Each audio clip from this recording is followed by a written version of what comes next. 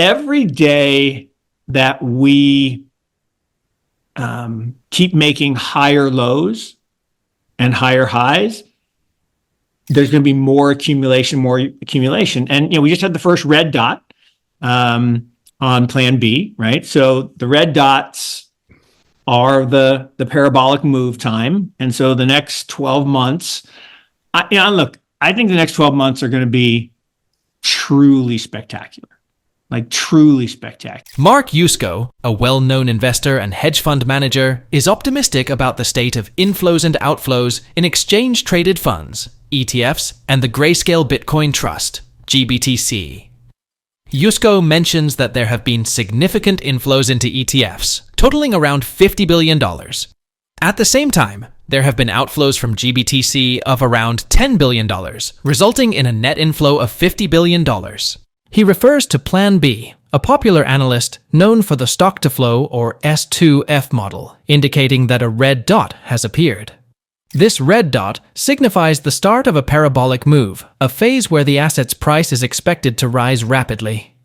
Yusko expresses strong optimism about the next year, predicting it will be truly spectacular in market performance, likely due to the accumulation of assets and the expected parabolic price movements. We will now show you more clips of Mark Yusko explaining his insights. But before that, please take a little time to like this video and subscribe to the channel to show your support. Thanks and enjoy.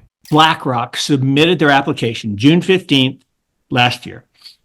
I was like, okay, it's over. It's happening. There will be an approval. I even gave a date, right? I said it was going to be, January 8th, and I was off by 2 days, so sue me. But I said, this is going to happen. And why was I so sure? Well, once BlackRock said, yep, we're in, and they and others who really don't want this to happen, meaning what's this? This meaning the creation of a new financial system based on blockchain. They don't really want that because they like the rent taking that they have. But bottom line, once they said we're in. Now, why did that matter? Because once January rolled around, there's 30 trillion-ish, call it for a round number, 30 trillion of boomer assets, mostly boomer assets, controlled by financial advisors. Okay? When those financial advisors got the memo that they had to get off zero, right? They had to get off zero. 10 basis points. That's 30 billion bucks. Okay? 30 billion bucks would have an impact on the price of Bitcoin. But 1%, which is not even a crazy number, 1% is 300 billion. 300 billion is more money than has ever been, more currency, more fiat, than has ever been converted into Bitcoin in the first 15 years of its life. People say, no, it's $1 trillion asset. I said, yeah, but $1 trillion has not gone in. Right. Only a couple hundred billion have actually converted into Bitcoin. Okay. The rest is bid-ask spread and appreciation and network increase, Metcalfe's law increase.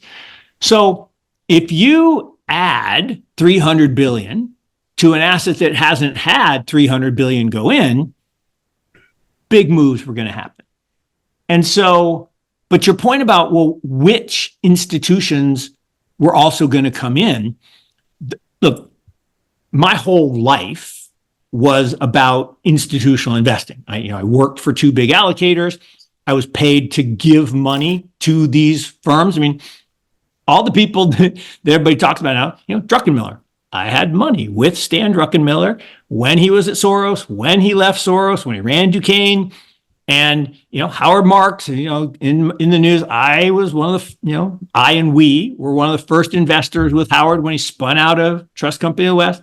So I'm just old. I've been around a long time, and I've allocated these people, so I know, one, how much capital they have, two, how forward-looking they are, and three, the type of liquidity they need in order to put their capital to work. Because we're talking billions, not, thousands or millions. And so once there was this platform, BlackRock et al., because once they approved all of them, now we're talking real money is going to come in. And Coinbase, gets adopted and is very stable. And so all of these things start to happen. And then the one that no one's even talking about is they put a little rule in at the very end where you had to have, what they call it, an authorized participant, an AP. I can't remember what AP stands for, but it's basically you have to have somebody legitimate stand behind you if you want to be an issuer. And JP Morgan said, yeah, we'll do it. Like, didn't your CEO say this was like a Ponzi scheme? So why are you willing to help with custody and transactions? And so once all of that happened, it was absolutely positively going to be fund after fund after fund. Yusko continued the discussion by explaining the significant impact of BlackRock's application for a Bitcoin ETF and the broader implications for the financial system and Bitcoin market. Yusko believes that it indicated a major shift once BlackRock decided to enter the Bitcoin space. Although traditional financial institutions might resist creating a new financial system based on blockchain due to their vested interests in the current system, BlackRock's involvement signaled inevitable change. Yusko notes that financial advisors, who control approximately $30 trillion in assets, would receive directives to allocate a portion of these assets into Bitcoin. Even a small allocation of 0.1% would amount to $30 billion, significantly impacting Bitcoin's price. He also notes that if advisors allocate 1% of these assets to Bitcoin, it would equate to $300 billion, more than the total fiat converted into Bitcoin over the past 15 years.